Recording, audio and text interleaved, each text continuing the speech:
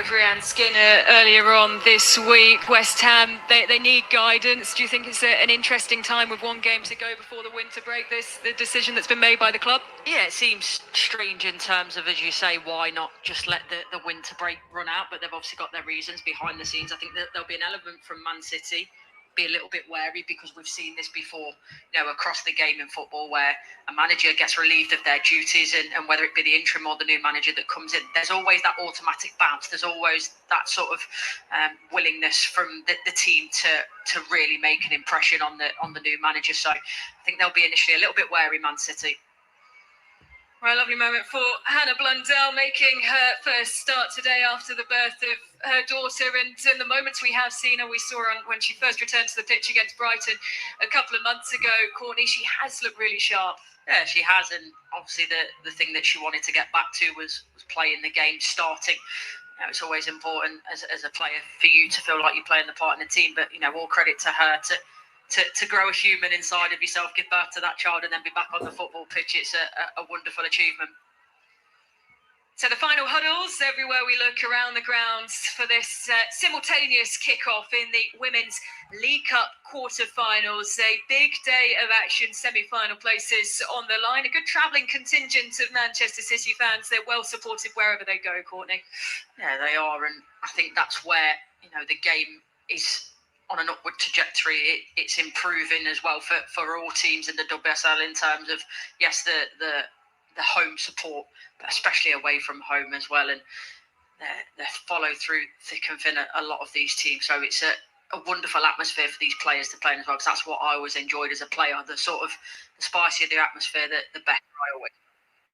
And Bunny Shaw has given them plenty to shout about this season, and Andre Yegler, as he makes his way into the dugout, of course, what an arrival he's made. We know the calibre he has. He faced Arsenal in the Women's Champions League in 2007 when he was in charge of Umeå, but of course hasn't had the best of success with Denmark. He's put that to one side and has really burst out the block, as we see in the picture for the West Ham game. Steve Kirby taking charge for the first time as interim manager after the sacking of Rhian Skinner. So first up, Liverpool-Chelsea. What a game this was, Courtney, just before the international break in November. We see him sat up, as we usually do, perched high above Gareth Taylor. He always likes that bird's eye view. Yeah, he does. He likes to have that different view of the game, and sometimes you see, depending on his mood, he will go down sort of pitch side, but initially he does like to, I think, just tactically have a different view of the game. But it's been tough for Liverpool, because there's been so many moments where actually, in my opinion, against the odds, they've played ever so well and they've come out the wrong side of the result. But in terms of what he's trying to achieve, you can see it. They are progressing at times, but I think you look at the squad, there needs to be so many reinforcements in January for them to be able to start competing. And I think they're now catching a Chelsea side that are starting to find their form again. They're sort of stuttered and faltered, and I say that as Chelsea, this isn't a normal stuttering and faltering. This is Chelsea that they've lost the game and everyone can't believe it. So, but maybe I think that losing that game, it almost resets them. It takes the pressure off a little bit. That unbeaten run can start again, and there's certainly a little bit more freedom in the team from what I've seen recently. Well, it's interesting to see a few early touches of the ball there from Millie Bright, and right up in her face was Bjorta Olsen. Of course, those statements after the game that she made, saying she knew Chelsea's centre halves were slow and that she could exploit them. Does that change how Sonia Bompastor maybe approaches the game today? I don't think so. I think, if we're being brutally honest, and I've played with Millie, and probably Millie will tell you herself, she's not the fastest player. She never has been, and she never will be. There probably is an element of Millie, though. If she can catch ball and play her at some point, trust me, she will go through Olsen. She's been through me that many times in training. She doesn't suffer fools gladly. So, she's experienced, though, Millie. She won't go out to obviously try and catch Olsen at the detriment of a moment in the play. But yes, of course it isn't. You know what? I don't mind listening to stuff like that, and I don't mind seeing it, and that little bit of changes within the women's game, where it is changing for the fact that we can have those rivalries. It's an early chance for Tottenham, and it is Beth England who has headed the ball away. just wide, but the early goal has come at Manchester City, and we can take a look at it. Lauren Hemp chipping the ball up nicely. It pings around. Short strikes and then sends it into the back of the net. It's Carolyn. Well, initially I love this from Bunny Shaw because the way that it comes into her hit, she's strong. She takes it down on the turn in such a small space. She's got no right to be able to turn and get that shot off. For me, the keeper probably should do better. But what I love from Carolyn is the fact she's aware, she's alert. She knows what her teammate's doing. She knows that Bunny Shaw wants to turn and shoot. And if it does come out, she's there to tap it in, which she was. And what a fantastic start from City. Bunny Shaw was on the receiving end of one of those balls where it was a simple goal in the end in the clash, the 6-1 victory over Aston Villa in their last WSL game before the break. And this time round, it's Carolyn who has made her return after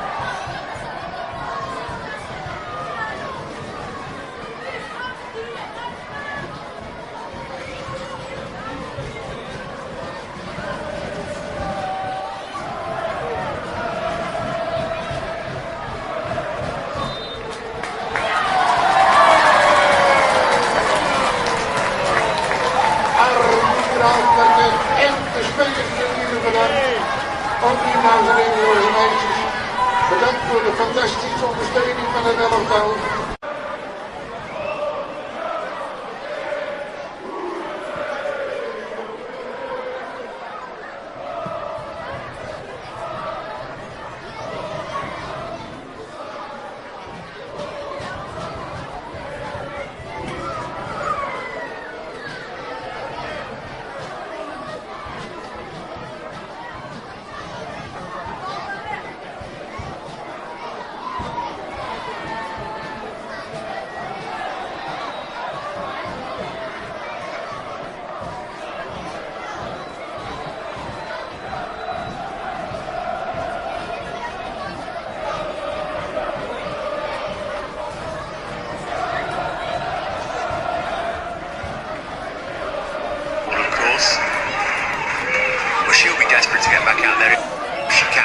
If there aren't adequate replacements in reserve, should they be required?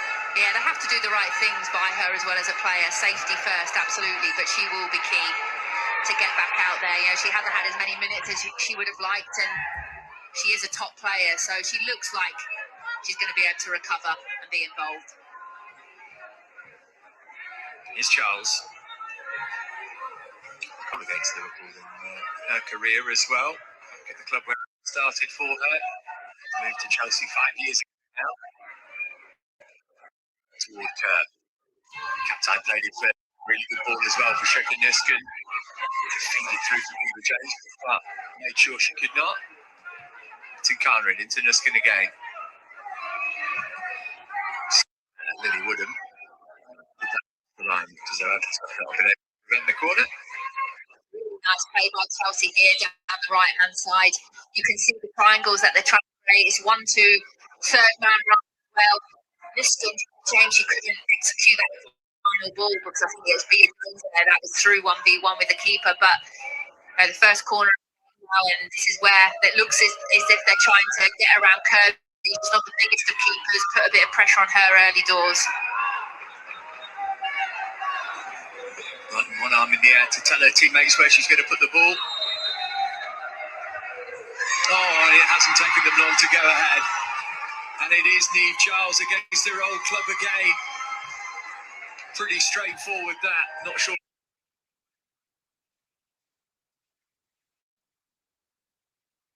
Must have been a foul on somebody in red or maybe in black in the 6-yard box there. Niamh Charles thought she'd given Chelsea the lead. As though the referee says no, let's see if we can work out why. Well, I don't really see much in that, if I'm being completely honest. I mean, they're all kind of getting in and around her, Liverpool players included. I think that's a really poor decision. You know, I think it's a clean header for me. Yeah, so a bit of a warning sign there by Liverpool. And I did say about, Kirby, she is someone that maybe needs to be able to dominate her area a bit more, come through players there, look to kind of punch players and dominate that area. Well, there's been lots of talk about the necessity for VAR in the women's game. That is only going to make that louder, because though Kirby just needed to be stronger. Charles clips it into the channel. Here's Kaptein. Trying to get away from Nagano. Liverpool's defending left a lot to be desired from that set piece. So then there's frustration for Chelsea that the goal was ruled out. And feel that set pieces might be a good source of goals for them today. Yeah, well, Liverpool conceded 2 set pieces last game against West Ham. So it's definitely in an area that I think Chelsea are looking to target. Rytting Kaneryd. Kaptein is really growing as a Chelsea player. It's a great ball from Charles for Sam Kerr. Nothing wrong with that. And Chelsea are ahead. 13 minutes on the clock. And it's Kerr again. The winner in Wolfsburg in midweek. And she's on target on Merseyside on Sunday. Another player who loves a goal against Liverpool. And early on, less than 15 minutes on the clock, it's Liverpool 0, Chelsea 1. Yeah, she really is getting back to her best, Sam Kerr. But what a smart ball this is by Niamh Charles. Just helps it into a dangerous area. And it's Gemma Evans that switches off. Sam Kerr makes, like any good number 9, the run off the back shoulder. And Gemma Evans is ball watching, and it's a really tidy finish, calm, composed. into the bottom corner. She's got 2 assists in her last 2 games, but she wants to be getting on the score sheet here, and that's a lovely finish. And 13 minutes in, I talk about them 15-minute slots. It's a really, really bad start by Liverpool, but Chelsea have been really on the front foot from the off. It's the 7th goal of the season for Kerr. Think about how much time that she missed. The fact that she's been able to come back, not seamlessly. How many times do we see players pick up little niggles when they've been out for that long? She looks like she's fit and firing, and Chelsea look they're in the mood this afternoon. And there's Johanna Rytting Kaneryd. It might be 2 here. Appeals for handball that looked as though they had some credence to them. Referee low and moved. I mean, from my eyes there, it looks like Jenna Clark has saved that with her hand. You can see it comes, to be fair, it comes off her thigh and then onto her hand. So, yeah, probably correct decision there by the referee. But Liverpool have to get a grip of this game. You know, whether or not they drop into a bit more of a deeper block, but at the moment, Chelsea have been able to break through their press way too easy.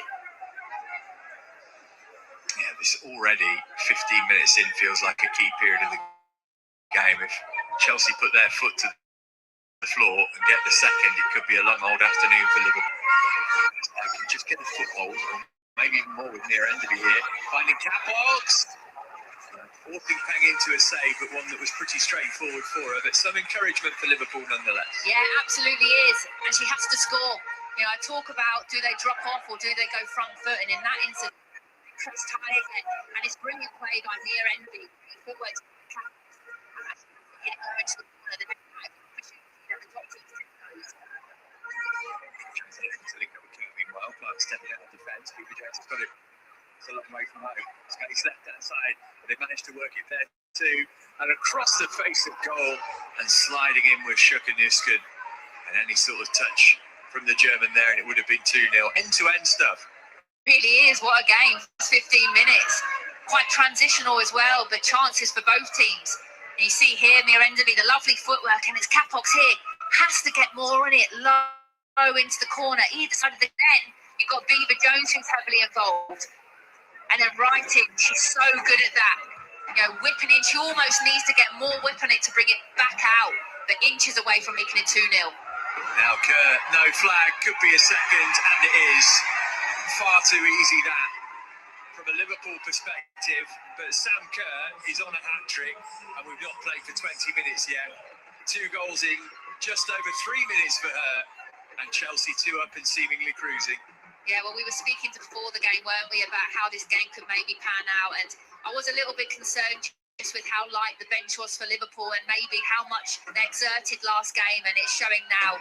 Playing out from the back, Clark gives it away, and then Kerr is completely free. And she's not going to miss those opportunities. You know, I just think from Liverpool's point of view, you're 1-0 down. Potentially could have been 2-0 down a minute ago. Do you know what? Just get everyone up. You know, next 5-10 minutes, get up. Get the ball forward, but instead now they're 2-0 down after 16 minutes, and yes, it's going to be a tough game for them moving forward. Great first time ball from Bureau Right, and two excellent assists we've seen, as well as 2 nice finishes from Sam Kerr, who scored a hat-trick against Liverpool in the FA Cup a couple of years ago. And she will fancy her chances of leaving with the match ball today. Oh, she absolutely will. I think as a centre forward now, when you've got 2 goals so early on, that is straight away what's going to be in her mindset. And it's great for Bompastor as well, because if the game continues like this, she can make changes, bring on fresh legs. The game plan's going well, because they knew how much they struggled coming to Liverpool last game. You know, Liverpool defensively made it really tough, but also Liverpool's mindset last game to come back in 2 occasions. They're not a team that are going to throw in the towel. So impressive from Kerr, isn't it? Was it more than 600 days on the sidelines? I mean, that could have been a career ender, but she scored with virtually her first touch, didn't she, against Villa when she came back? But to have slotted in so seamlessly, obviously she's one of the best players in the world in a great team, but it takes mental as well as physical strength to do that. It's absolutely mental, because everyone expects her to get back to her best, and the amount of pressure to be the best, you know, to score goals, everyone expects you to then just find your form straight away. She's involved again here, finding Beever-Jones left-hand side up against Clark. 3 in the middle in blue. Liverpool have packed their box to try and prevent it reaching there. Potter worked it back to Bright. Here's Rytting Kaneryd.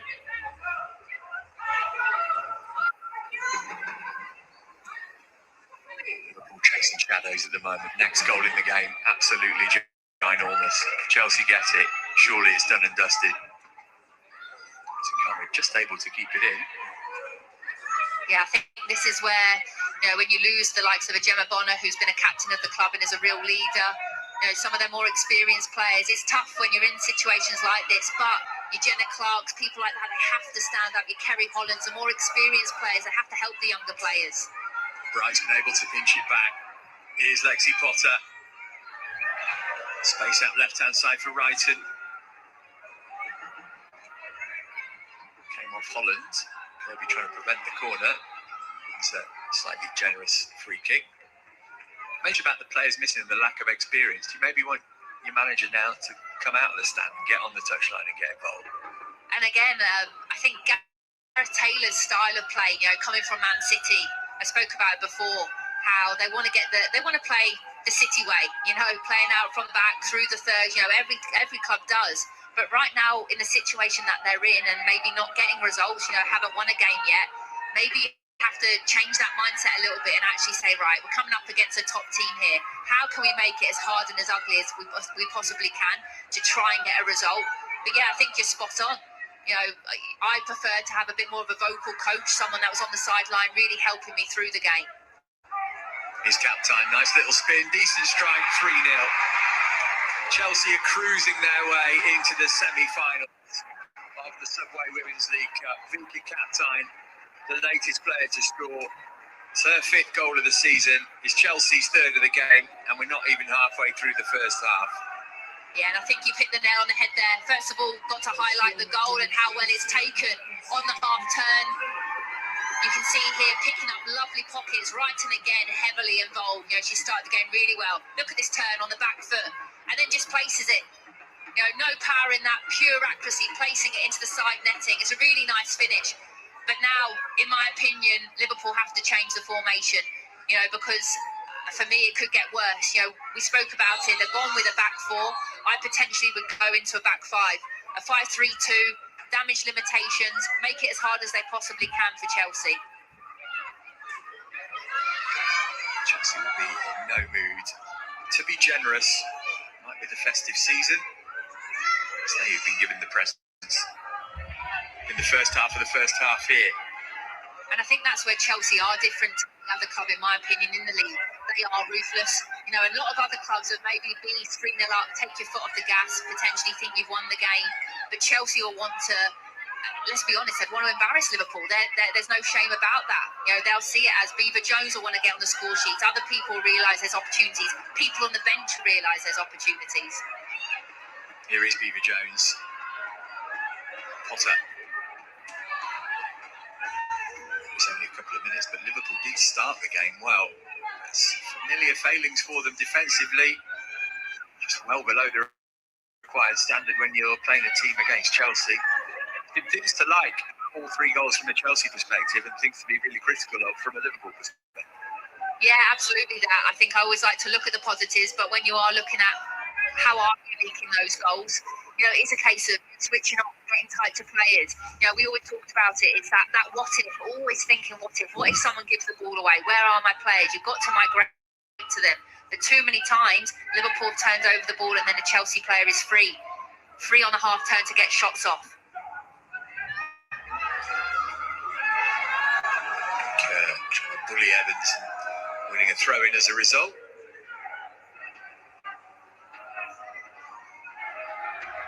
Almost 3 years ago exactly that she got her last hat-trick against Liverpool, Sam Kerr. Chance to break forward for Liverpool here. It's a really heavy touch from Enderby though.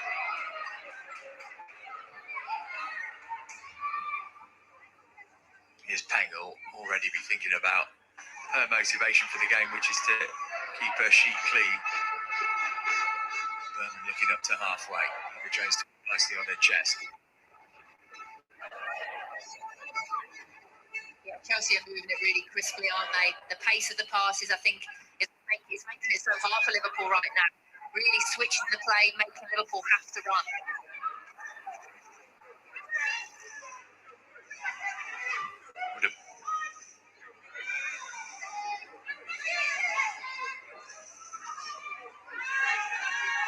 I think as well, it's hard for Liverpool, not just physically but mentally, but situations like that, you have to give Mia Enderby more options quicker. You do have an opportunity to actually keep the ball and possess it. You have to make sure you can at least connect a couple of passes and to relieve that pressure. Dispossessed. Again, Liverpool unable to hang on to the ball when they win it back.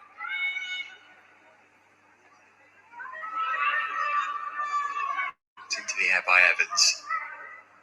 Beever-Jones quick to win it back. Kerr on a bike immediately. She's onside as well here. Sam Kerr for the hat-trick. Heavy touch took the opportunity away from her. And allowed Kirby to race off her line and grab it.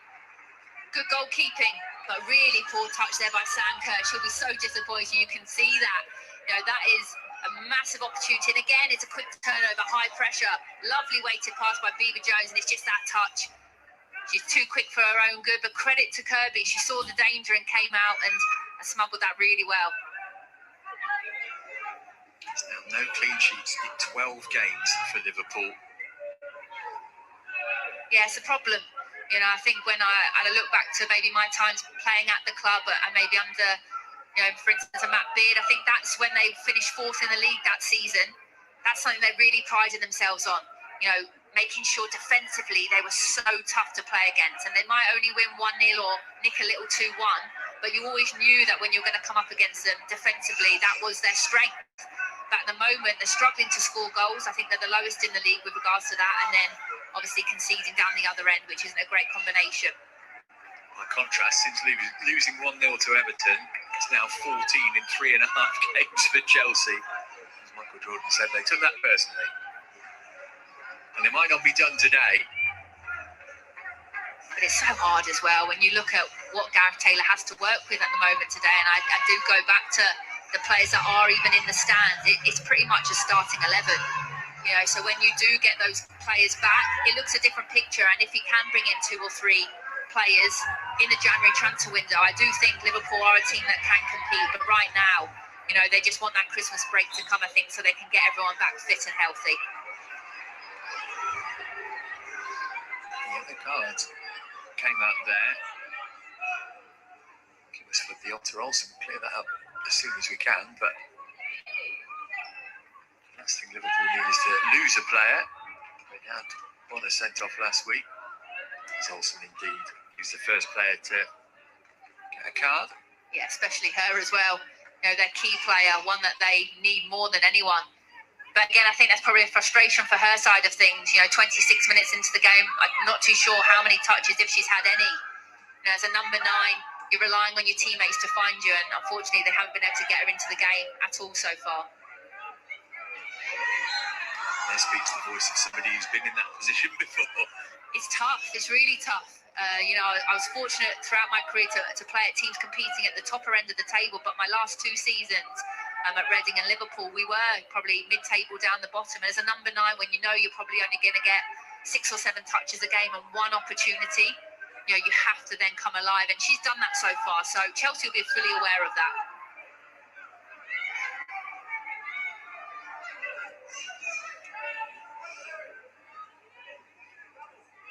Agano quickly moved it on. Harry stepping out of defence.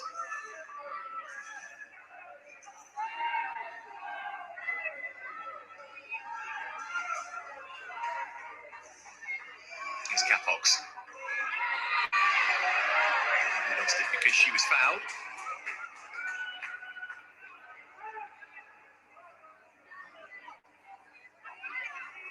Yeah, nice footwork here by Capox, and it just gets caught there. I actually think it might have been Cuthbert Ethan, but what season as well Kaptein has had for Chelsea.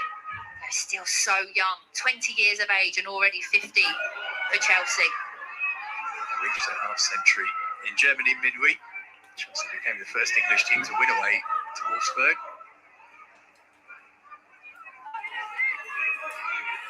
Here, they've scored 3 times in 8 minutes. So Capox rather summed up Liverpool's start to this game by stumbling. Yeah, I was about to say then, better by Liverpool. A little bit of possession, switching the play, looking to keep it nice and simple, not overcomplicate, and then an unfortunate slip then. And we got it back though.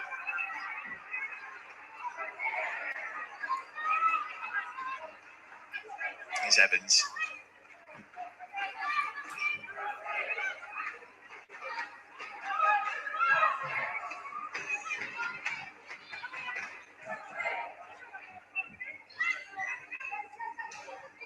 Right, look at the space for Rytting Kaneryd. Beever-Jones pointing where she wanted it to go.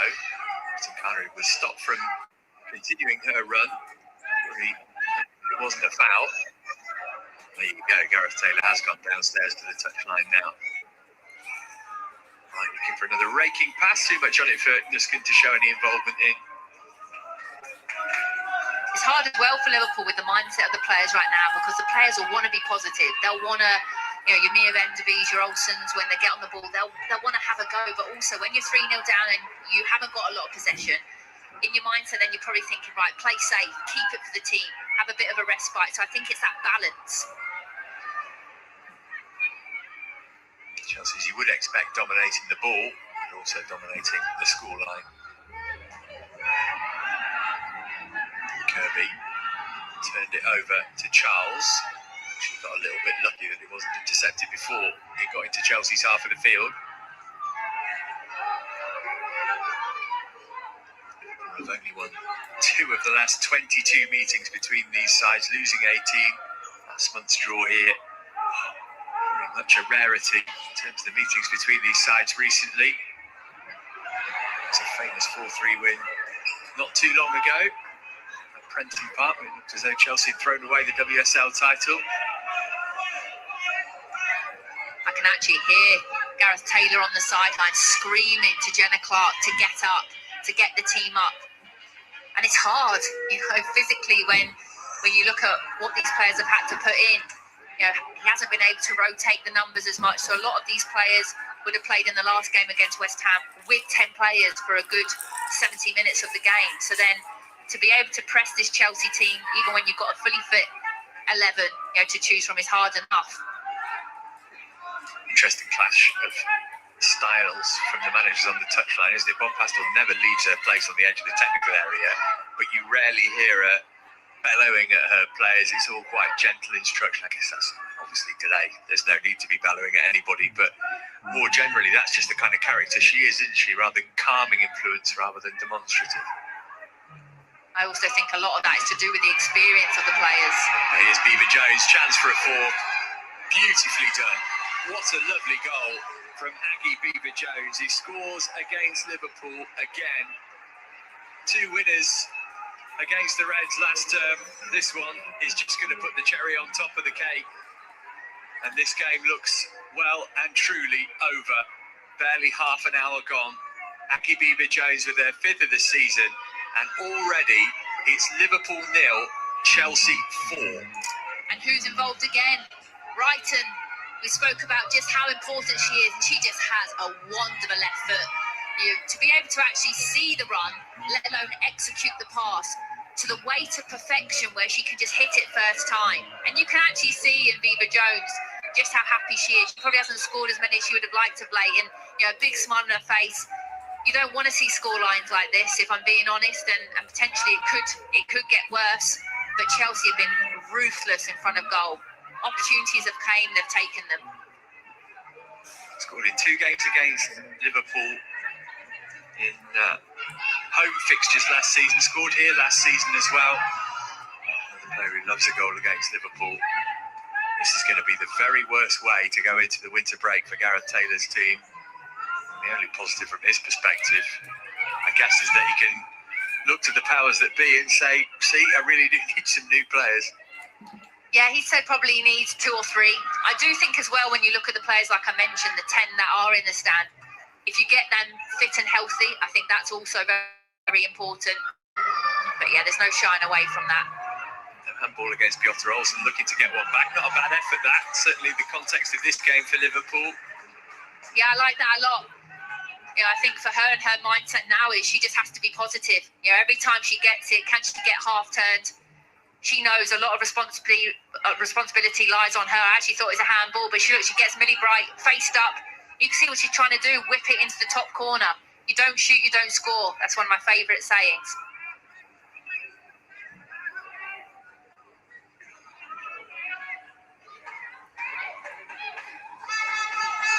be very surprised come the second half if Gareth Taylor doesn't go into a back five. He has got options, a couple of defensive players on the bench, and maybe go more of a 5-3-2 and just kind of secure it defensively, because they are too open. There's too many gaps at the back at the moment. Remember, just 4 outfield players on the bench for Liverpool. Lundgaard and Bernabé, I guess, can come on and do something. I'm not sure you want to bring a couple of teenagers on in this particular game, do you? It could be a pretty harrowing experience for them. Yeah, I think it's spot on. I think Bernabé is someone that I would look to bring on as a fullback, which then would allow you to go into a back five. And Lundgaard as well, you know, she's an aggressive midfield player, so she'll absolutely feature in the second half. He's on loan from Chelsea. Be a strange experience for her. Likewise, I mean, I guess at this stage, what are we, 10 minutes from half-time? Come out for the second half. Be pretty surprising to see the same 11 Chelsea players as we see the latest goal from Aggie Beever-Jones. Yeah, it's really well taken, isn't it? And it's tough for Bompastor as well, because I think as a player, when you're playing in these types of games, you don't want to come off. You know, you want to be involved. These are games that are fun right now. You're going to get opportunities to score. You're going to be on the ball a lot. So no one is going to want to come off, but they have to think also bigger picture with Champions League games coming up. They want to keep people fit and healthy over the Christmas period, and they have. They've got a wealth of riches to bring on the bench as well. You try telling Sam Kerr she's coming on when she's on a hat-trick. Bompastor will be hoping that she could wrap that up before the break. Similarly, she might see this as a good opportunity to get 90 minutes into her legs, I suppose. We shall see. It's a poor clearance from Kirby straight to Nusken. Selfless from Kerr to find Beever-Jones, who almost got her second of the game and has been hurt trying to do that. I mean, again, it's Kirby. And look, she's young. You know, she's only 21 years of age, England under 23, and it's good that she's getting these opportunities, but you're 4-0 down with 10 minutes to go. Why are you playing out like this under pressure? You know, put your foot through the ball, get everyone. And here, I think it's just awareness of Beever-Jones. She has to take it the first time when it comes to her right foot, like what Sam Kerr did for the first goal. But I don't think she was aware. She didn't take the picture, and really, actually, it's a poor miss by her for her standards.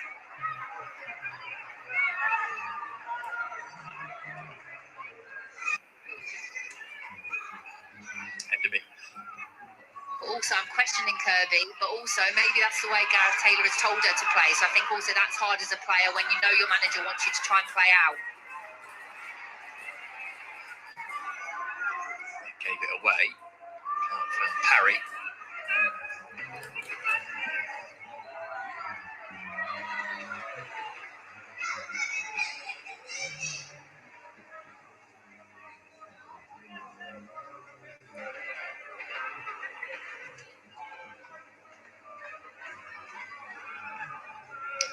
Beaten a fellow WSL team since April. They were at Brighton. It's Woodham. Well, just for a second, that looked like it might catch Livia Peng out. Positive play again by Woodham.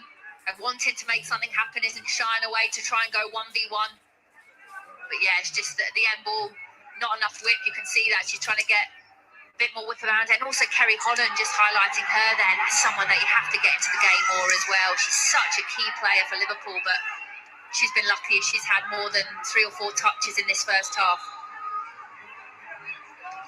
Back to March for the last time that Liverpool won a home game against a WSL side. The problem here for Aggie Beever-Jones.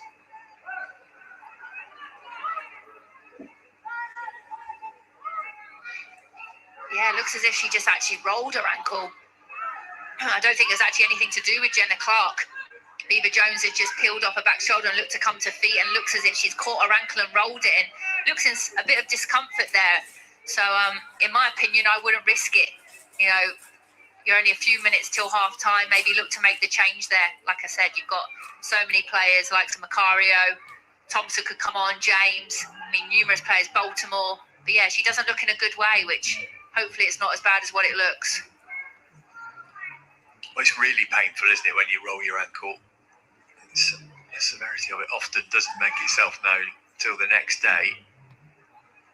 Well, what on earth is being said in this huddle? What can you do to change this game, or even try and get your players motivated for the rest of it? I think firstly, straight away, that what comes into my head is pride. Pride of the kit that you're wearing and the badge that you're wearing. It's not a nice score at the moment, and it's a tough ask, but you have to keep fighting, fighting for everything. And I think whatever the assistant manager and Gareth is saying right now, for me, it's a case of, right, we don't concede anymore till half time. And then we try and win the second half. I see it like that. Right, we might have lost the first half, but actually, can we try and then win the second half? Even if it is 0-0, you have to have more pride. You can't let the scoreline get bigger than what it is. Beever-Jones back up to her feet. She's going to be able to carry on is less certain. There was some tactical readjustment going on from Liverpool there.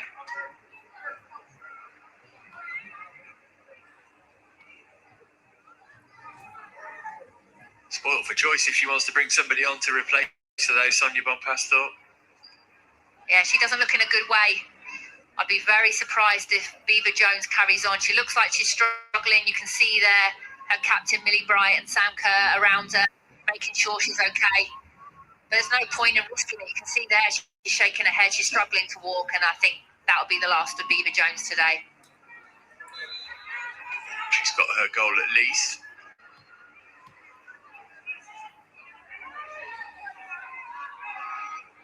No activity on the bench at the moment. Here's Enderby.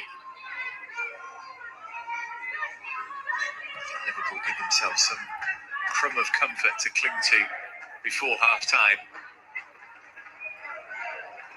See how what looked like a legitimate goal chalked off before they took the lead. Kerr brace, Kaptein of Beever-Jones. Rapid fire. Put them seemingly out of sight. Beever-Jones hobbles back on. She's not going to be able to do much but stand there between now and half-time if she does stay on the pitch. She needs to be careful. There's no point in making it worse. You can hear Bompastor screaming her name to go down because she could do some serious damage here trying to run and tackle. She needs to just go down. She's hurt. Yeah, they are going to make the change.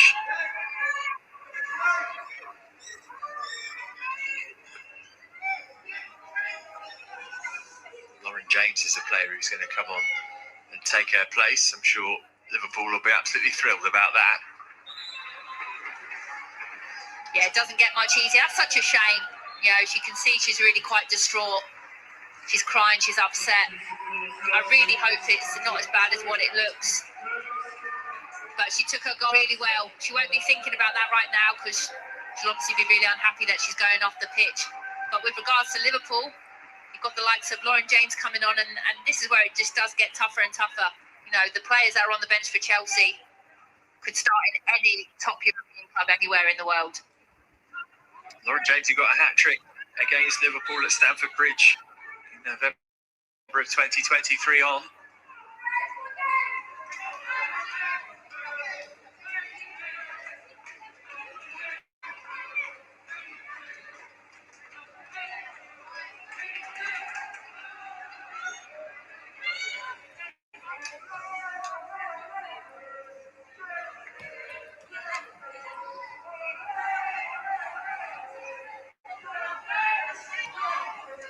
Bright.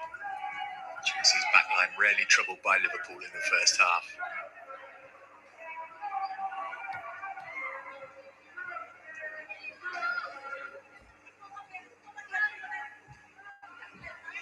I think in games like this, as well as a player, you have to then set yourself different types of targets as well.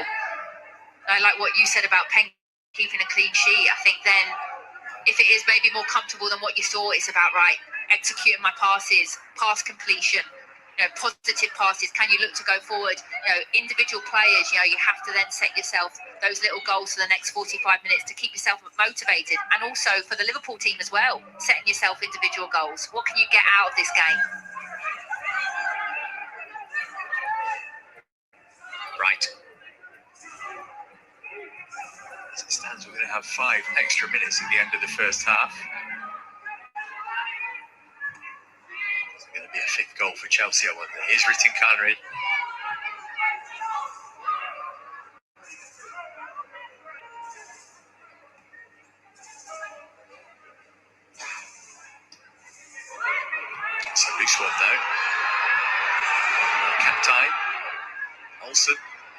Straight at Bright. A wrong choice there. It's very rare that Olsen makes the wrong choice, but I think it was McLean there that had made the run down the right-hand side, and she went for the tougher option in finding Capox when there's too many bodies and numbers.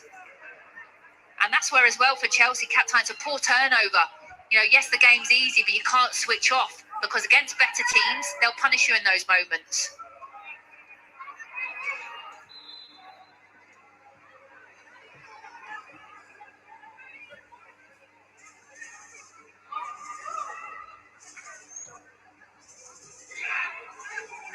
Right.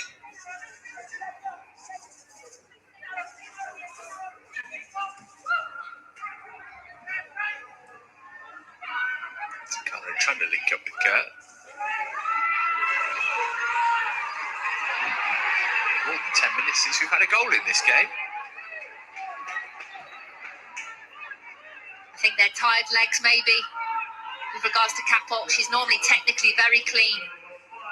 So for her to turn over the ball so cheaply there, I think it shows, you know, Liverpool are having to do a hell of a lot of work off the ball. So when actually then they do get the opportunity to get it, a couple of their decision making has shown that they're tired. Five additional minutes at the end of the half. Olsen needs to be careful here. She's already on a yellow. And she's gone in there quite hard again. Unnecessary in my opinion. You can see here, she's caught her late there, and she's probably a little bit lucky, potentially not to get another yellow card there. The ref has probably been sensible and thought, okay, well, I'll give her one more opportunity there, but also needs to make sure her frustration doesn't boil over in the wrong way. As we know, Gemma Bonner serving a suspension for a red card in the league last weekend. Really afford to be without Olsen at the moment, Liverpool. Is Kerr to flick it back in the direction of James.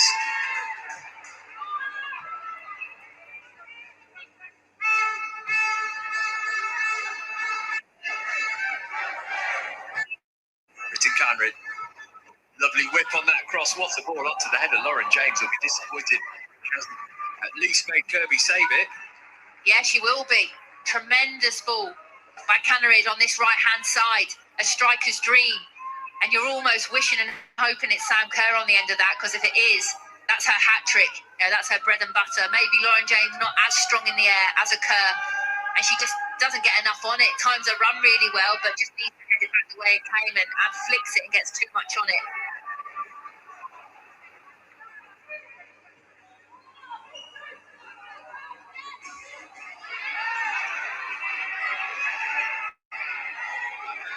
McLean.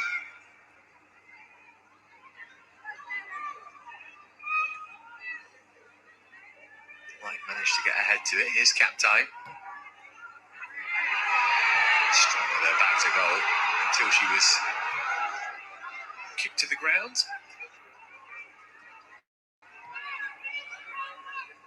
Well, maybe if she'd been on the pitch a little longer, Lauren James would have put this away, or am I being too kind?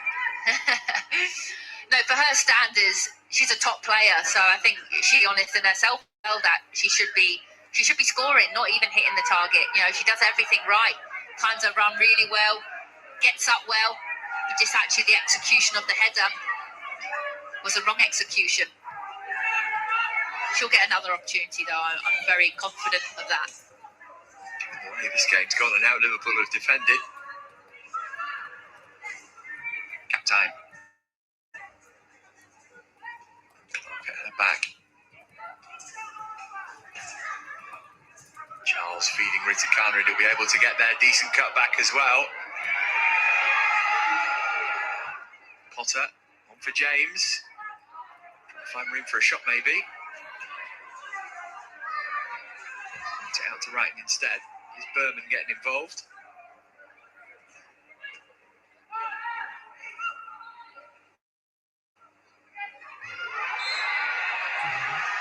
Charge was too strong on Millie Bright from Olsen, who again is to watch her step.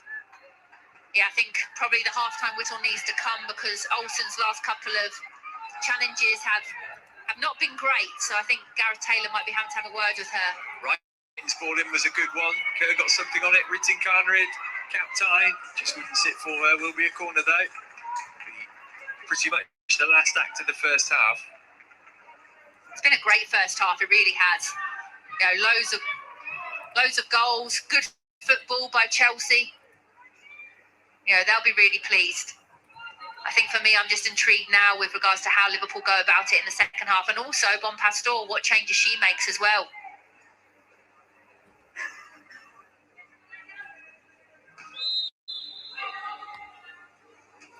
To go all the way through. Charles had a swipe at it. There's a whistle in the crowd, which happened at the last corner as well. There's going to be another one to finish it. Yeah, I heard that as well, and it confused me a little bit. And I think a lot of the Liverpool players as well are talking to the ref and saying that they were confused by that. Kaptein goes over to where the Chelsea supporters are based to take the corner. Been at the right end to see the action in the first half.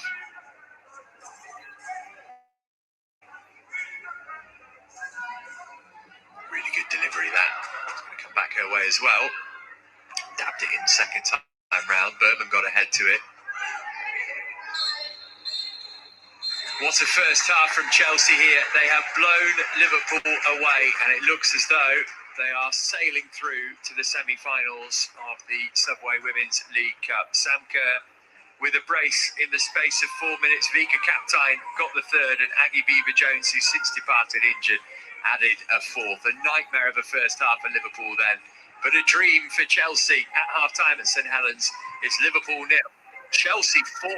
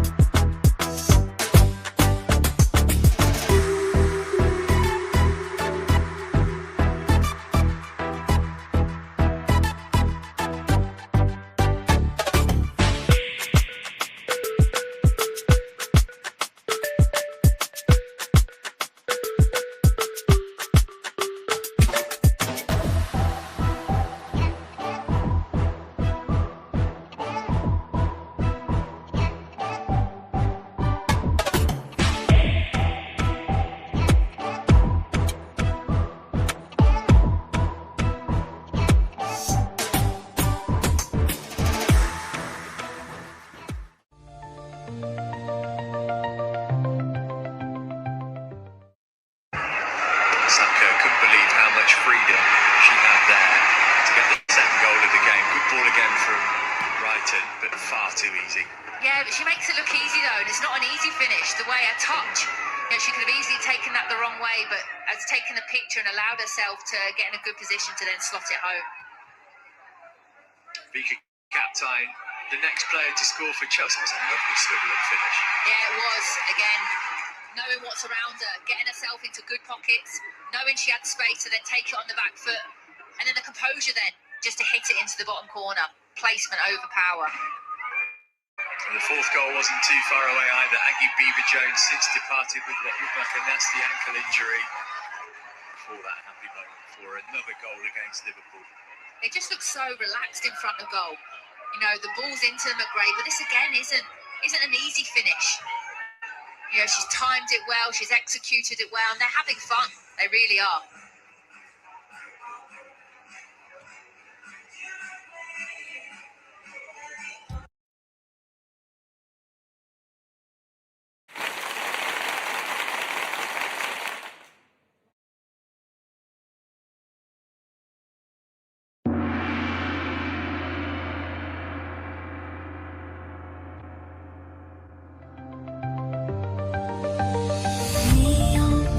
In the midnight air,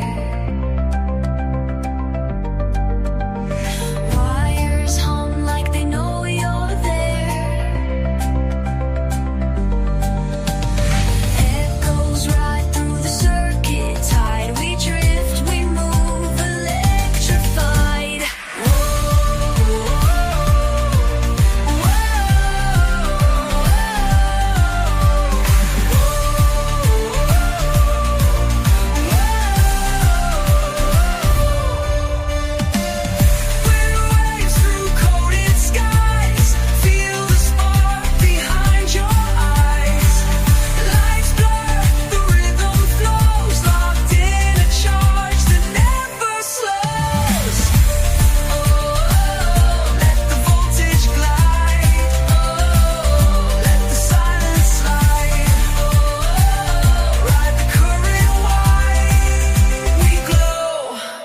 We glide.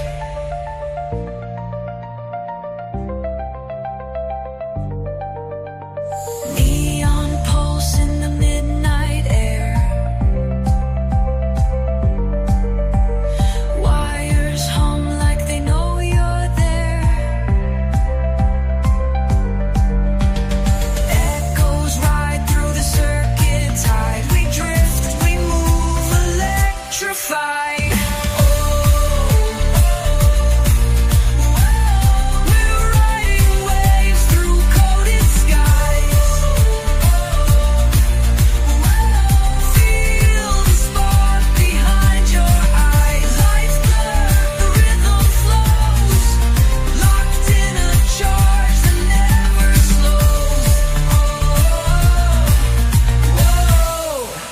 We glide. Let the voltage glide. Let the silence slide. Ride the current wide. We glow.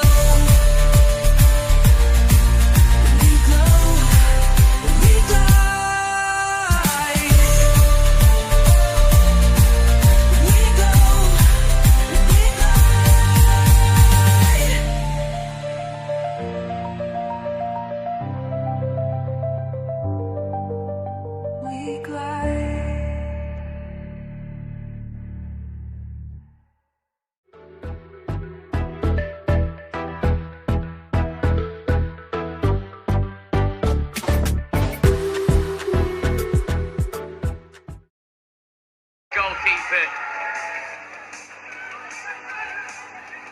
feeds it into Nagano, back towards Enderby, twisted turning and finding the finish. How about that from the edge of the area? That will be that. Sheffield United out the competition. Liverpool progress.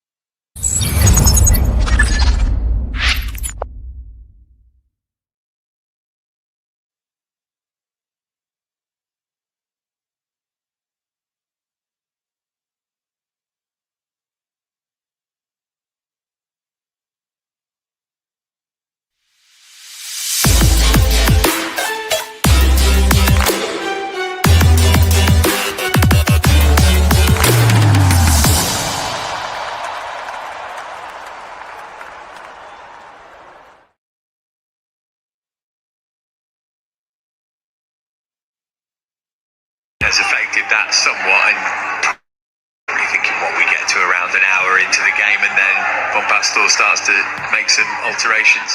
Yeah, absolutely. And let's be honest as well, it hasn't been probably physically that challenging for them. So players still probably feel quite fresh. Capox.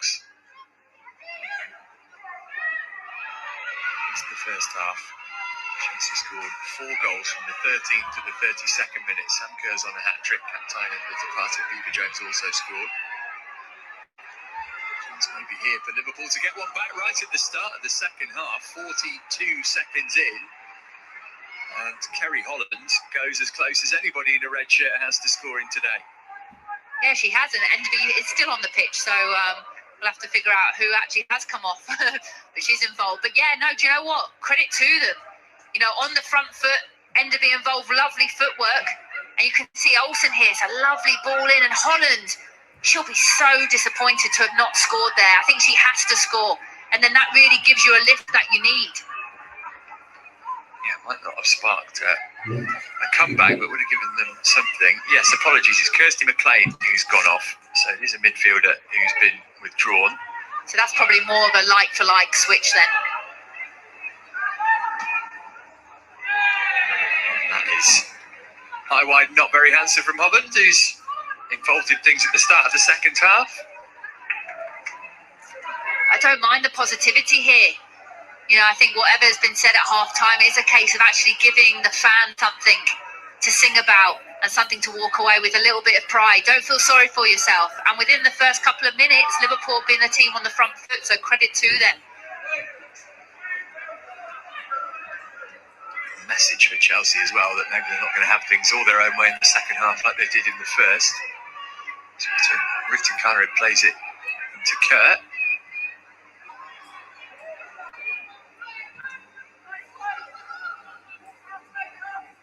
It'd be interesting to be a fly on the wall in the Liverpool dressing room, actually, whether it was a ranting and raving kind of half-time team talk from Gareth Taylor, or whether he thought, well, there's no point in that. Yeah, probably the latter, to be honest. I think the ranting and raving probably wouldn't help the situation. They know they're in a tough situation at the moment. You know, I don't think the players potentially could give any more, you know, with how many players they do have out missing and how much they've had to exert already in this game. So I think it's a case of actually arm around the shoulder, try to encourage them. Here's Rytting. Not sure if she was trying to score then or working across to Kerr. Felt she had to put it in first time. Yeah, you can see she's really disappointed there. She's looking for Sam Kerr to get her a hat-trick. Probably actually had the time and space to take a touch and then to execute that, but tried to do it first time. She's again. Lauren James this time.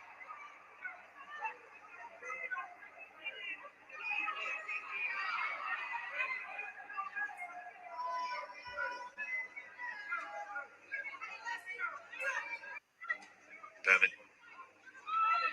To the head of Clark. James trying to pick up the loose ball. Could be going the no-nonsense route with her clearance. Chelsea unbeaten in 10 games away from home in all competitions since they were thrashed at Barcelona in the Champions League semi-final last season.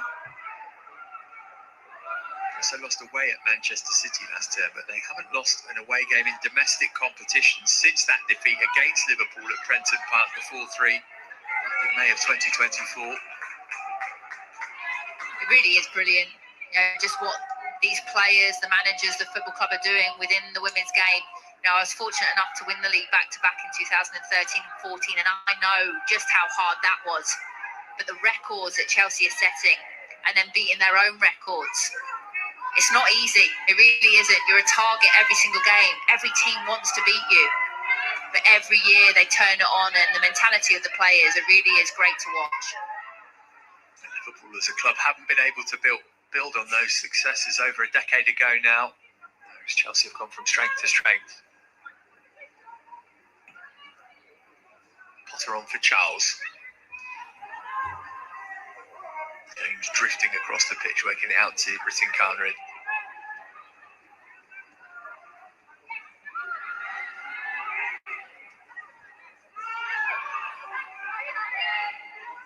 Stepping out of defence to try and dispossess Catbox. Nagano managed to work it out left-hand side for Enderby.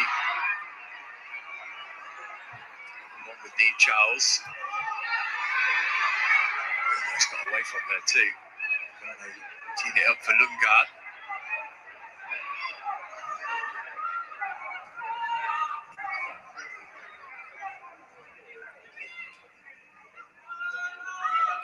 Yeah, I think that's where Enderby's game will go to another level if she can work on the physicality side of her game, because positivity, mindset to want to go 1v1 is there, probably speed is there, but then it's when she gets into that physical battle, that's when she struggles a little bit.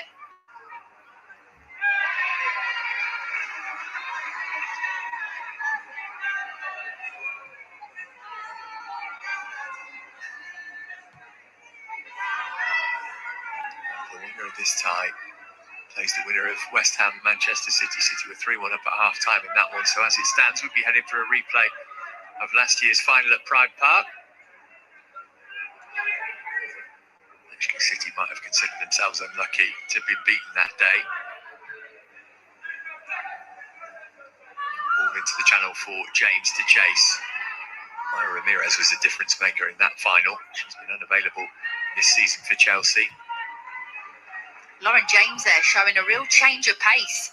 You know, you don't often see her. She's someone that likes to get the ball to feet. So she looked really quick over there because Jenna Clark isn't slow. Kaneryd's cross deflected behind for a corner.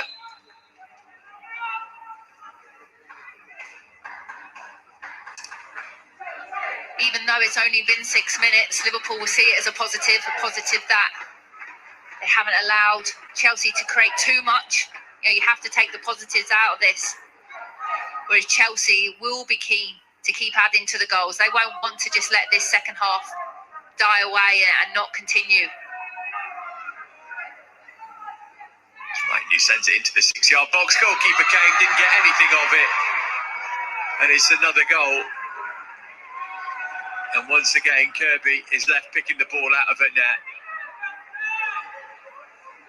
And again, I'm not too sure. It's not been given again and again. That looked pretty soft. It absolutely did. And I think you can even see with Kirby's reaction, she thought it was a goal.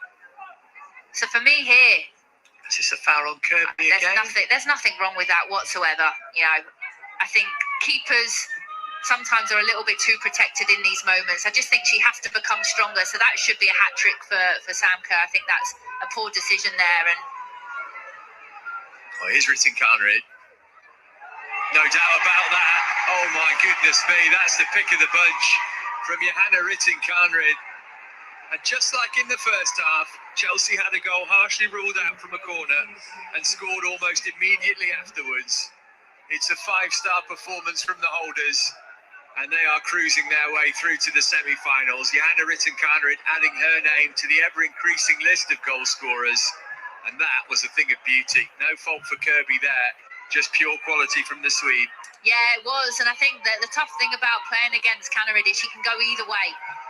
You know, you can see there Lily Woodham potentially actually thinking, let her come infield on her weaker foot as such, because she likes to go 1v1 down the outside. But she said, well, happy days. You know, this is what I can do with my left. And it's a really well-executed goal. Dagger to the heart of Liverpool, who had started well in the second half, just like they did in the first, actually. But if there was any doubt about the result of this game, it is extinguished for good now. Now it's a question of how many can Chelsea get.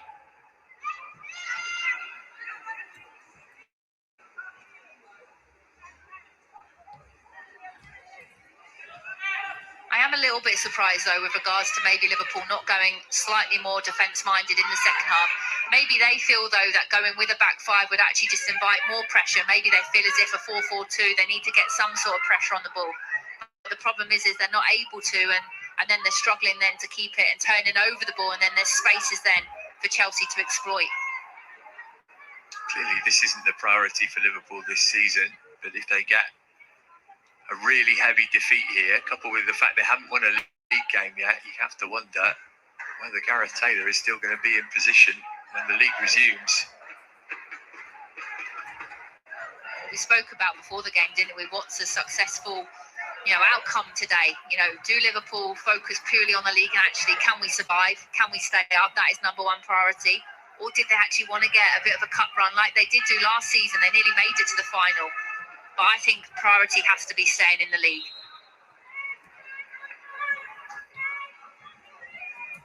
To the semis of the FA Cup last season. I think it was a Beever-Jones, wasn't it? Extra time winner.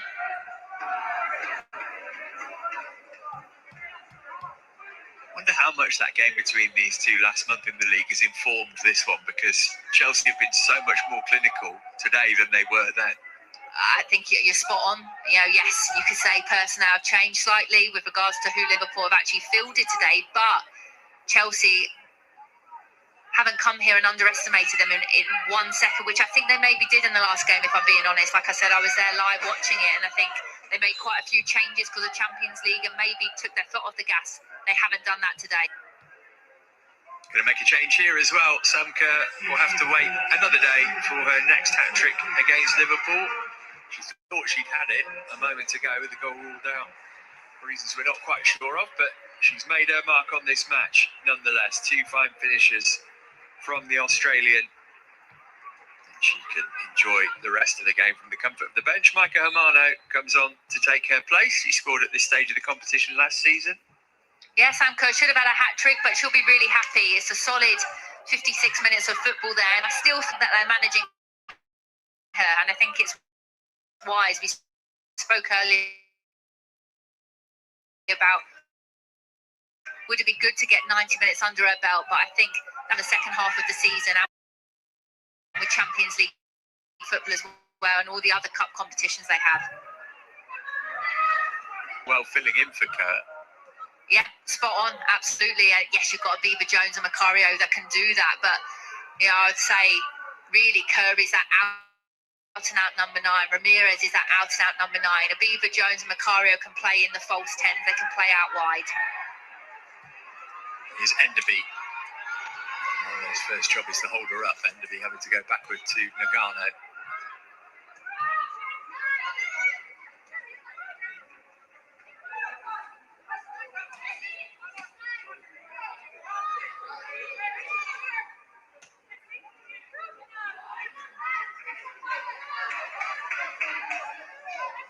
Just here as well, Rachel Laws in the crowd saying, come on, Paz. Now, again, another really experienced player.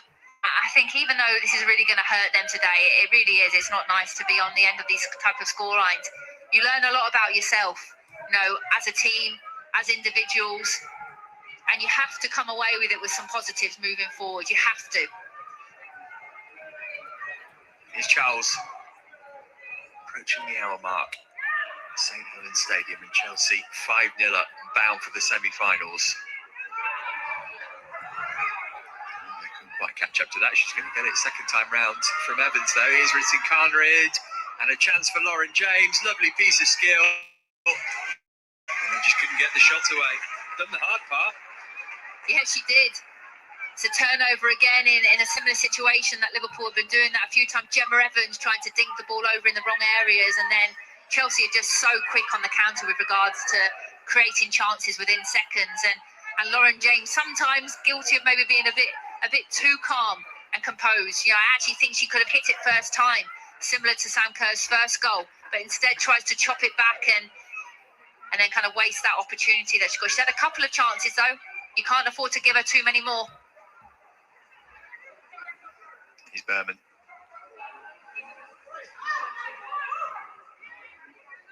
Kaptein. To keep that in play, and she has. Fantastic work from Vicky Kaptein. Now Rytting.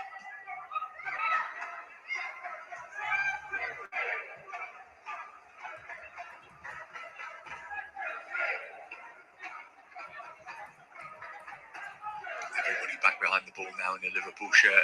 Damage limitation very much the name of the game for the next half an hour.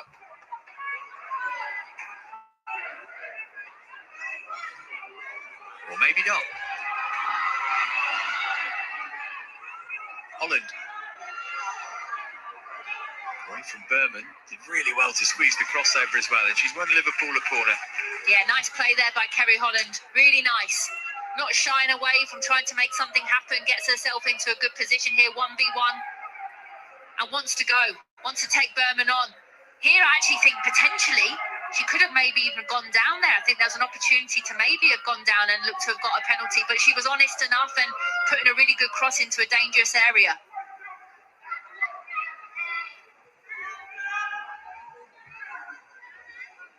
Take the corner herself, second of the game for Liverpool. Stabbed it over to the far post. Well, the header's cleared off the line by Nusken. Follow up over. That's more like it from Liverpool. Yeah, big opportunity there for Gemma Evans, and it was actually really poor defended by Chelsea. You know, Woodham's got all the time in the world here to pick out someone, and it's Evans, and she does everything right. Gets good power on the ball, in the right areas, and actually credit to Nusken, she's read the danger there and she's kept, at the moment, a clean sheet for her team.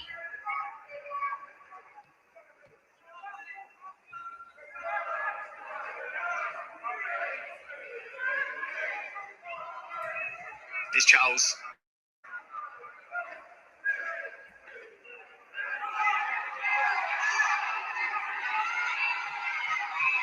Enderby. Plenty in the middle here for Liverpool. Unfortunately for Woodham, she ran out of road. Yeah, I'm not too sure Bompastor will be very happy with Chelsea over the last few minutes. And we're talking about minutes, but you're 5-0 up. But you're giving opportunities to Liverpool. You're allowing them to create some sort of momentum back into the game, and that should never be the case. And like I said, Chelsea need to be playing as if they're playing against a Barcelona. They have to have that mindset. But credit to Liverpool as well. I spoke about this team never giving up no matter what. They showed that last week against West Ham. You know, they know the situation they're in right now, but players are still looking to press, still looking to shut down. And they'll do that for 90 minutes. The familiar pattern for Liverpool in quarterfinals of this competition now. Lost 4 of 5 coming into this. The exception was a win against Bristol City a decade ago.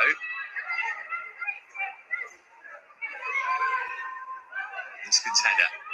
Potter on for Kaptein. Here's Hermano.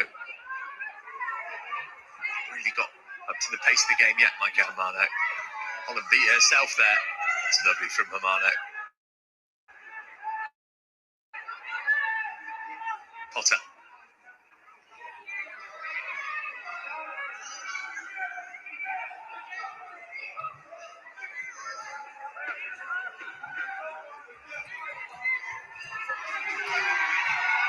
So losing out that time though.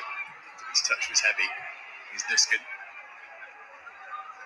Potter trying to pick a pass. Slid it right hand side for Rytting Kaneryd. 1-on-1 with Woodham.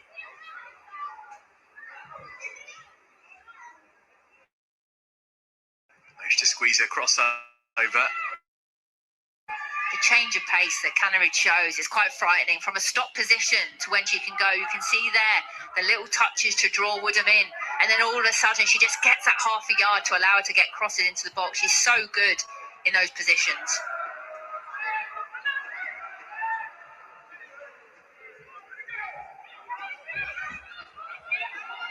I believe, if I'm correct, that former player Gemma Davison has actually been working with her as well within the first team setup, and she was someone that probably was technically and in 1v1s one of the most talented players.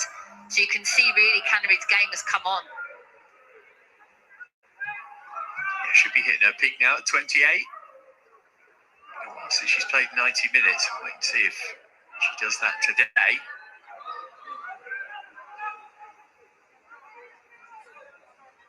Till the 11th of January that the WSL resumes. Liverpool will be playing London City Lionesses. Chelsea home to West Ham. Final of this competition, by the way, was announced this week, will take place at Ashton Gate on the 15th of March. So dominated again by the big sides. Only Chelsea, City and Arsenal have won the League Cup since it was introduced in 2011. So it stands all 3 of those heading through to the semis.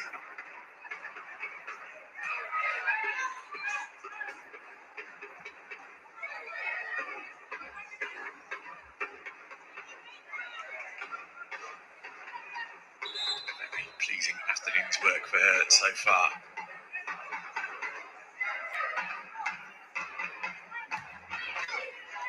as well for Bompastor to be able to give players like a Potter, a Berman, who maybe have had lack of game time. I think that's really valuable for her to see these players playing more, see what they're about. That's the only way you can learn.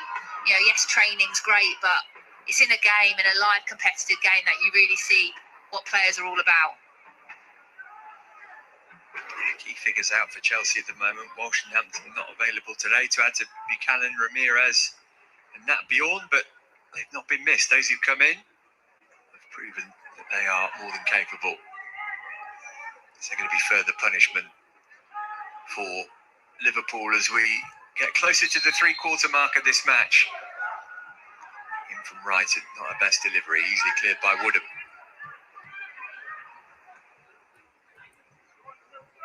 Bright, offside. Yeah, Rytting will be disappointed with that. That was a poor execution. They always say you can't hit the first man, and she hits the first defender. Does better with the second, but Bright hasn't been able to then make that second movement and keep herself onside.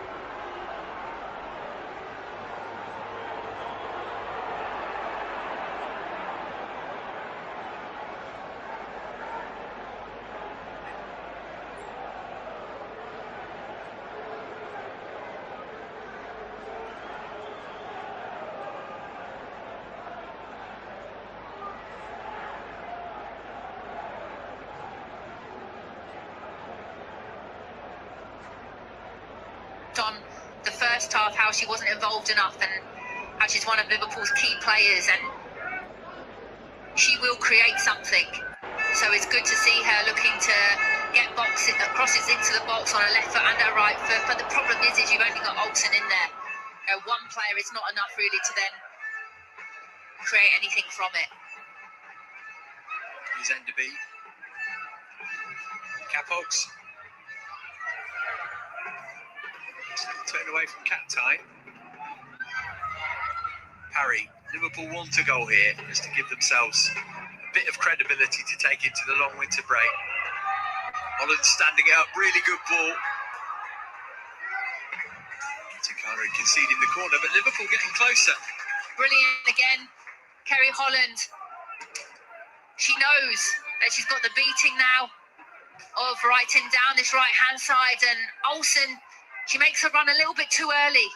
She has to hold out a little bit and actually wait for the cross to come in, and if she had just waited a couple of seconds, then she times that run, and that could be a goal for Liverpool. On a free header, and there is a goal for Jenna Clark, and Liverpool at least have something to show from this game. It's the captain who's got it. Question marks over Chelsea's marking there for sure.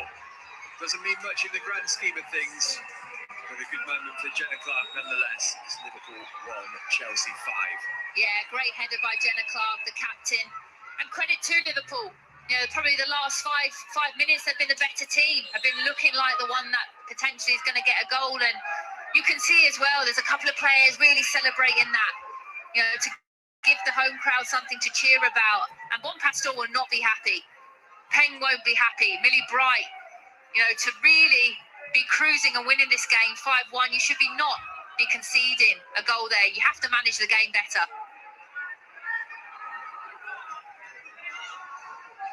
Here's Berman.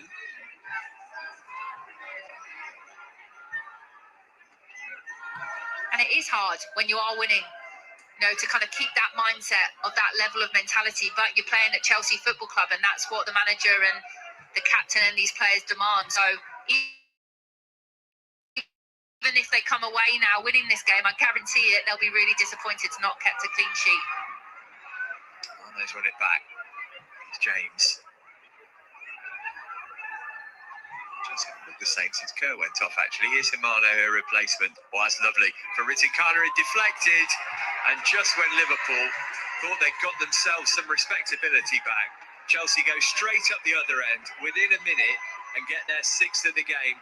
Second of it for Johanna Rytting Kaneryd. And it's 6-1. Yeah, I don't think I've commentated on a game where there's been so many goals, to be honest, and it really is end to end. It's just a bit too easy. You can see here, Kaptein's been able to pick out Himano. It's a lovely back heel. We talk about the creative players in the team. This here, it's a great run firstly by her, but this, the little back heel to find Kaneryd there, and yeah, you could say it's unlucky, but again, you don't shoot, you don't score. It has come off, I think it's Lily Woodham, and gone over the keeper there to make it 6, but Himano, lovely play by her. Foul from her then on Parry.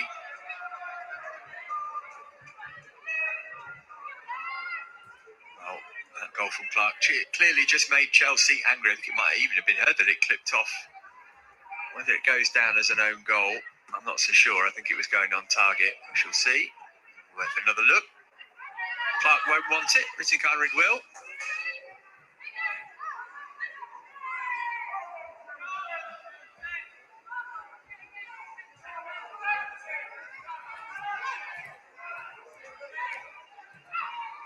Nagano.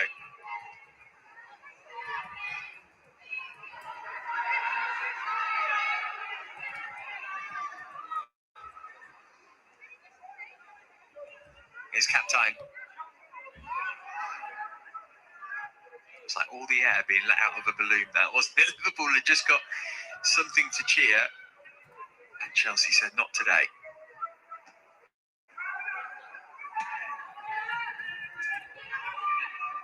Right. 15 plus stoppages to go.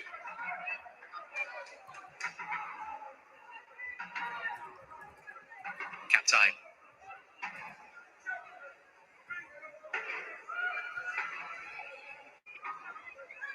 Clips in toward Nusken. He'll get ahead to it and make it 7-1. Incredible stuff this from the holders. They are swaggering their way through to the semi-finals. Kirby picking the ball out of her net for the 7th time in the game. Magnificent for Chelsea. Nusken the latest scorer. And this is a damaging defeat for Liverpool. Yeah, again, it's the build-up, and firstly, it's the desire to want to get on the end of it. I think it's Mia Parry at the back post has just got caught ball watching. So closed body shape, eyes on the ball, no awareness of Nusken behind her, and then it's just allowed Nusken then to climb up her and win the header quite comfortably. It's a great header. Liverpool changing the aftermath of that. Lily Woodamoff, Sandra Bernabe on loan from Chelsea, as she was for the second half of last season. Probably wishes she could swap shirts for the rest of this game. Yeah, and I think that's pretty much all Liverpool's options used now, really. Like you said, they're not going to want to bring on the younger kids. So pretty much this is the team now that's going to have to see out the game for the last 15 minutes. Whereas you look at the Chelsea bench, I'm sure a Thompson and Macario, Cuthbert, Baltimore, all of those, even a Bronze, Germa, want to get involved in this game. It's a game that is fun for Chelsea right now. So I think they'll all be a bit gutted that they've missed out on this one. Well, 4 minutes ago when Clark scored, I was thinking maybe Liverpool can get a couple of goals back and actually it won't look like such a bad defeat. Now I'm thinking, can they keep it to single figures? And I think that's why we love the game of football, don't we? There is moments in games. Momentum is such a big thing. You know, can you ride the momentum? Can you ride, you get a goal, okay, right, next couple of minutes, stay in it, look to try another chance, but instead they go and concede straight away and just allows then the momentum to go back in Chelsea's favour. And this is why it's such, at this level anyway, especially the higher you get, moments are so key. And you think back to Capox's chance in the first half for Liverpool. She puts that away and makes it 1-1. Who knows where the game would have gone? It's Hamano trying to get around Gemma Evans. So 2 for Kerr, 2 for Rytting Kaneryd, Kaptein, Beever-Jones and Nusken. Last season, all 9 goals that Chelsea scored in this competition were scored by different players. There's an own goal in the final from Yui Hasegawa.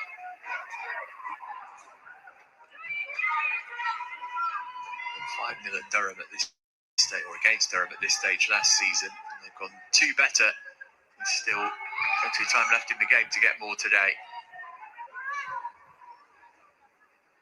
And this has to draw more pressure onto Gareth Taylor, doesn't it? I mean, conceding 7 goals against anybody, even if it's Chelsea, but in a home game, questions are going to be asked.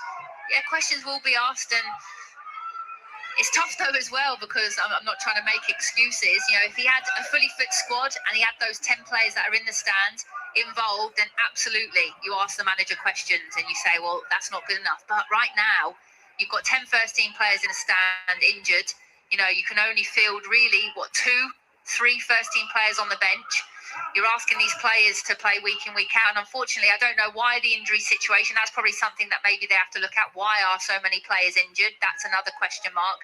But yeah, I think there's no shying away that they're going to have to do work in the January transfer window. And like I said, priority now for this club is too big a club to not be in the top division. So they have to stay in the league.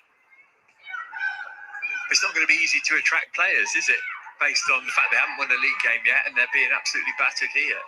I think that's another tough thing. A lot of people would say it's the club, it's Liverpool, the setup at Melwood. There's a lot of positives, but the players that probably he wants to bring in, the top players, want to be playing Champions League football, want to be competing for trophies. So it actually then it's like, well, what kind of calibre of players can you actually bring in?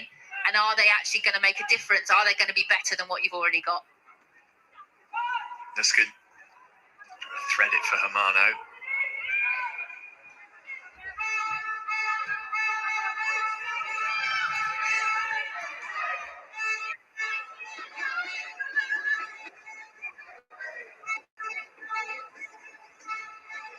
Here's Rytting. Kaptein cut back. Nusken again off the crossbar. How about the follow-up? Hat-trick for Johanna Rytting Kaneryd. And 8 for Chelsea. Absolutely extraordinary.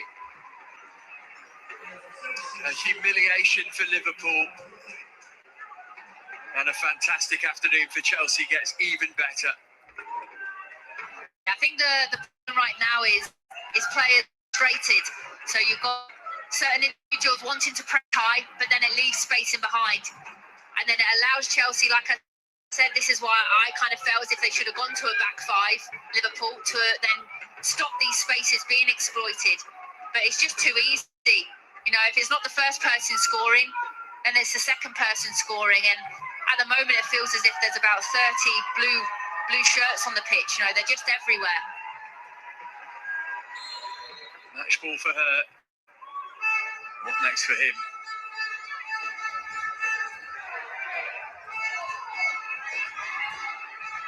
Here's Hermano. The injuries are big mitigation for Liverpool, but you can't be conceding 8 goals against somebody in your own division on your own patch, surely. Bright. Let's not forget to praise Chelsea, though. Some of their attacking play in this game has been sensational. Nusken. It's almost like they needed that Liverpool goal to wake them up, didn't it? It was all getting a bit... You know, it's actually quite easy to, when you play teams maybe a couple of divisions down, you don't want to let your level drop, but sometimes it does, you know, when it does become too easy. But then I think the way that they've switched their mindset again back to, right, we're playing a Barcelona or Wolfsburg, we're playing in Champions League level. They've done that really well today, Chelsea. No, I don't think I've seen a more clinical performance, you know, pretty much, except for probably maybe a couple of Lauren James's chances that she hasn't taken. Every other opportunity that they've got, they've hit the back of the net.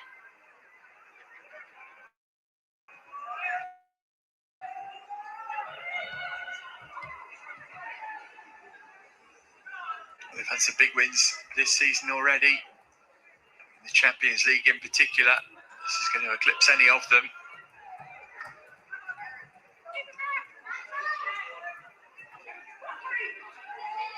Holland.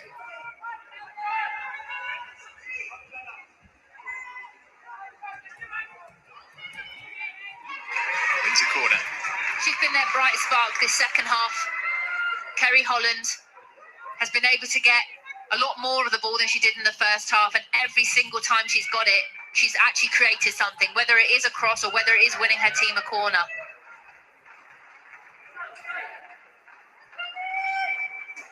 Well, they managed to get a goal at least. Could they get another one here?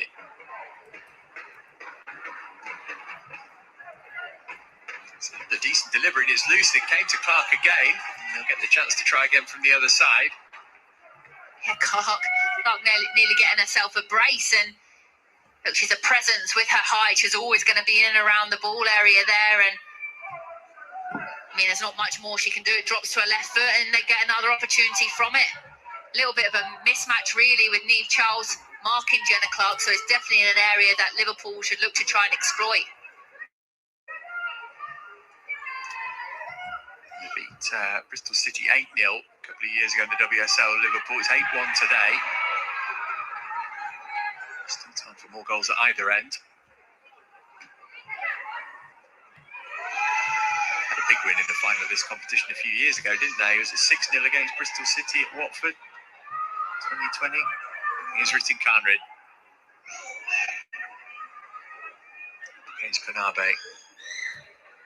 Holland coming back to help out as well. Not many Liverpool players emerging with credit from this game, but Holland is certainly one of those. Yeah, doing the work then off the ball as well to help her team out. A job and a half. And I think that shows the experience of Kerry Holland.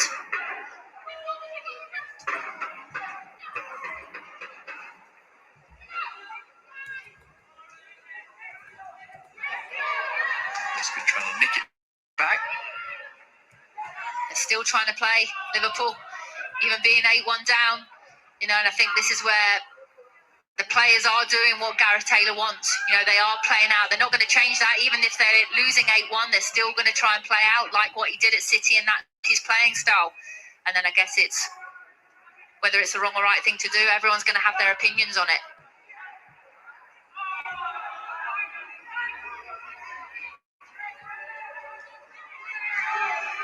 Bright. Amano. Millie Bright fancies adding a goal, and she has, and it's 9 for Chelsea.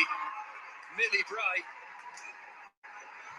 with a long overdue goal as far as she's concerned, and Chelsea are 1 away from double figures here. Liverpool 1, Chelsea 9.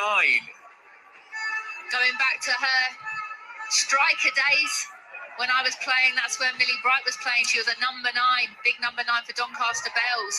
And I think there it shows she wants to get involved in the action. I talked about Liverpool playing out from the back. Is it the right thing or wrong thing to do? Well, at this moment, it was definitely the wrong thing. But it's a lovely 1-2 by Hamano, and she's not missing from there. And you can tell just how much that meant to her. You know, she's had a solid game. Lovely goal. What a way to add yet another one to the score. Well, you've been playing the game for a long time, Tash. I've been commentating on it for a long time. I've never done a 9-1 before. Never in my life, no. And I wouldn't want to be a player involved in this game. This would haunt me, to be honest. It really would. So tomorrow then, presumably the Liverpool players are in for a warm down. Long post-mortem, or do you warm down, get out of here, forget about this, we'll see you next year? I mean, it's Christmas, isn't it, as well? So, look, it doesn't get easy. I think you have to be honest, as individual players, as a club. The performance today, this isn't a scoreline any Liverpool team wants to see. But also, I think you can't make excuses, but they're in a pretty unique position right now with there's no other club in the league that are missing 10 first-team players, you know. But like what you said earlier, that doesn't then mean that you go and lose the game 9-1. You have to then try and find a way to make it as hard as possible for this Chelsea team. And sadly, Liverpool haven't been able to do that today. It'll be interesting to see what Gareth Taylor has to say after the game. I'm really intrigued by that. Mia Enderby has been booked for something she said to the referee off the ball. Rytting Kaneryd in.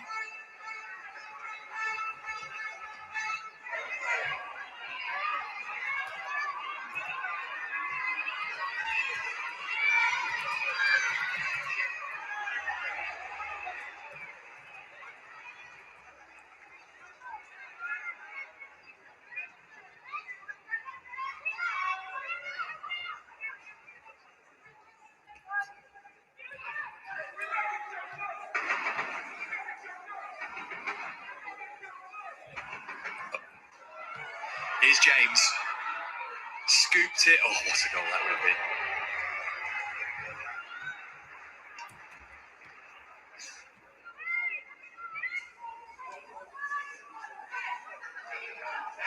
Not a bad effort. We want 10, the champ from the away end.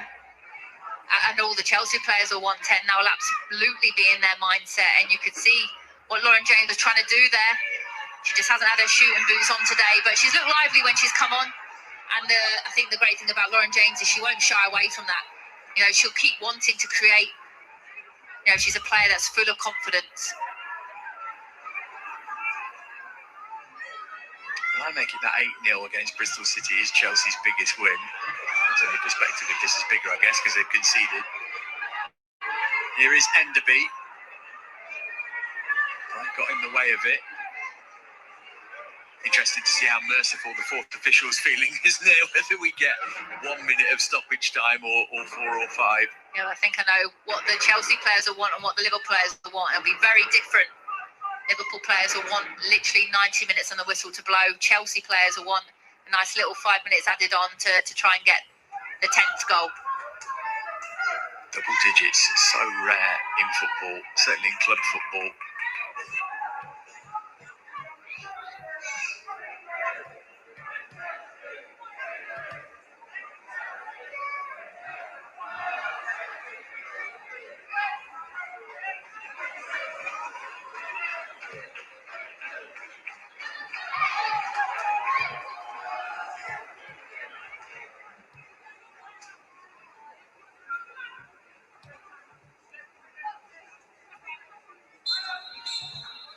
Well, there's your answer. 2 seconds of stoppage time we have. had an incredible scoreline at St Helens Stadium. Chelsea into the semi-finals of the Subway Women's League Cup with plenty to spare. What a statement made by Sonia Bompastor's team here.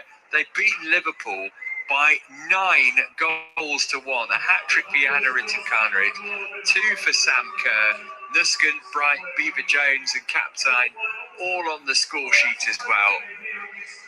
Nothing but emphatic from Chelsea. An embarrassing day for Liverpool, but Chelsea march on in to the last 4 of this competition once more. Banabe, the on-loan Chelsea player, probably the only in a Liverpool shirt who can afford a smile. Final score, Liverpool 1, Chelsea 9.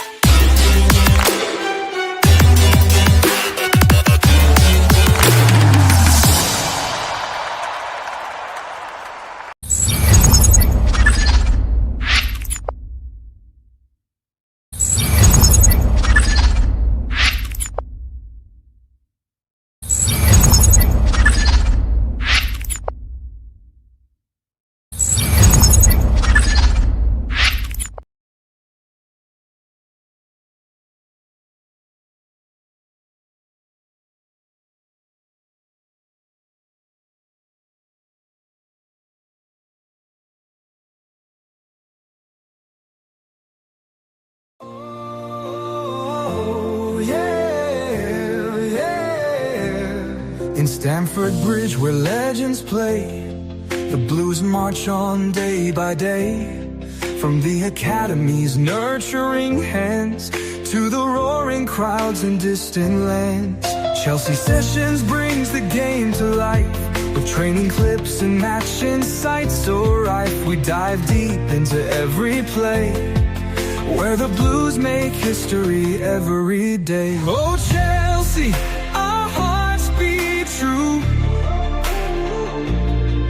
in victory and defeat we stand by